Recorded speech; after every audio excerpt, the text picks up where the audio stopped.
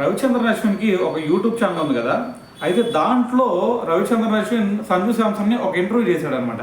So దాంట్లో సంజు శాంసన్ కొన్ని కీలకమైన అంశాల గురించి మాట్లాడాడు. అయితే మెయిన్గా చెప్పాలి అంటే అతను ఒక 4 years నుంచి కూడా రాజస్థాన్ రాయల్స్ టీం తరఫున కెప్టెన్గా ఉంటున్నాడు కదా.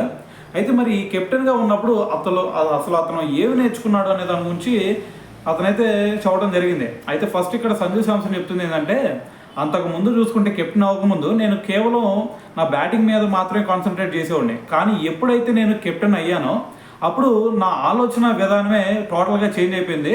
సో నేను కొన్నిటిని అంతకుముందు అన్నీ కూడా యాక్సెప్ట్ చేయగలిగేవాడిని కాదు. కానీ ఎప్పుడైతే కెప్టెన్ అయ్యానో అప్పుడు నేను ప్రతి దాన్ని కూడా యాక్సెప్ట్ చేయడం అనేది స్టార్ట్ చేశాను. సో దాంతోపాటు మరి షిమ్రాన్ హెట్మేర్ గురించి కనుక నేను చెప్పాలి అంటే అతను ఒక భారీ హిట్టర్. ఎందుకంటే తను ఎంత బలంగా బంతిని బాతాడో మీ అందరు చూశారు.